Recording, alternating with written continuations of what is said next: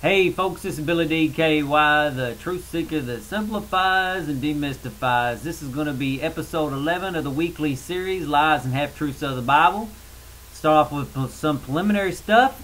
This video series is for people who want to deprogram their minds from all the nonsense they have been exposed to from the Bible and Christianity.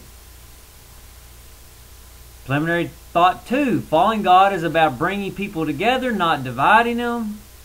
Point 3, the closer you get to God, the closer you become to one another. Okay, last week we talked about Ecclesiastes 1:9, which is, and there is nothing new under the sun, and I pointed out that this is nothing but depressed thinking, which could have been avoided if he understood the fundamental truth of growth. If you want to watch that episode, it's in the video response. Okay, this week we'll be talking about Luke 12:51. Do you suppose that I came to give peace on earth? I tell you not at all, but rather to divide. That's ridiculous. You come to earth to divide. That's what God would do when he came to earth. He would just come and just divide people out, because God ain't about helping people get along. Absolutely ridiculous. Okay. Points I've got to want to talk about. It's obvious you shouldn't intentionally set out to divide people. People seem to be quite good at that without any help from Jesus. I mean, hey, I'm going to cuss a little bit, but nonetheless. Nobody likes a shit stir. Plain and simple. You come to start trouble, people ain't going to like you. That ain't godly behavior. And this series ain't about causing troubles as much as it is about helping people deprogram from the lies. I mean, seriously, the Mideast has had problems with getting along for millenniums. And this dude's like, there ain't enough war over here. Let's start some more shit. You got to be kidding me. And people believe this guy. You know, I used to have respect for Jesus. I really did.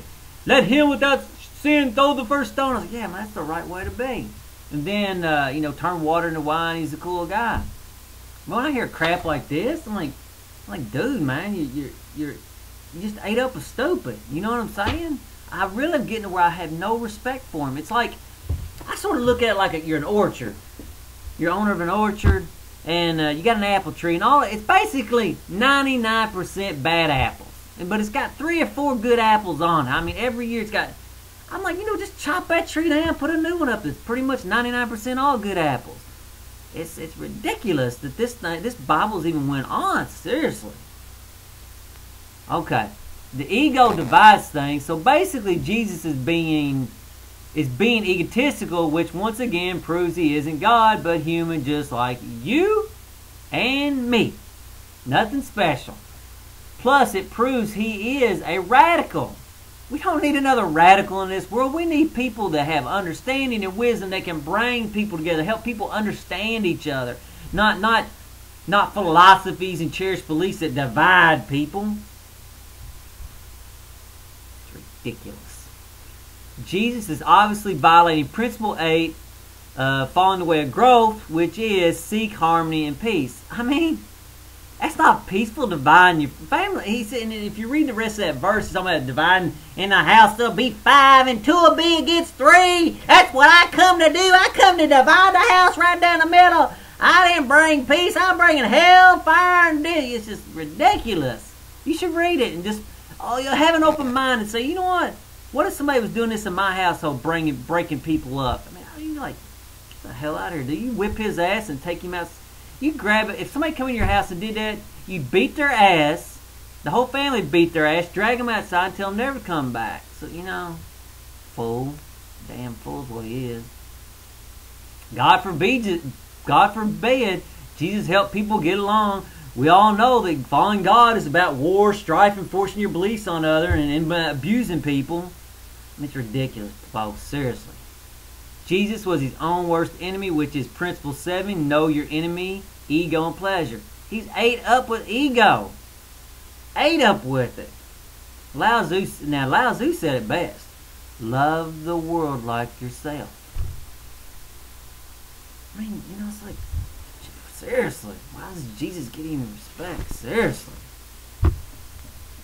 Again, if he come to my house starting that, I'd whip his ass and I'd tell him to get out.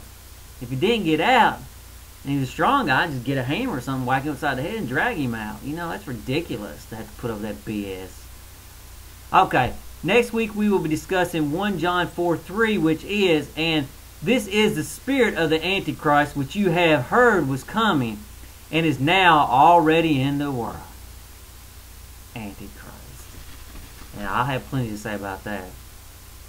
If you would like to know more about Falling Away of Growth, click the first link in the information section of this video. If you want to watch last week's episode, which I said previously, it's in the video response, click the video in the video. Oh, yeah, if you want to watch all episodes, click the playlist that just popped up.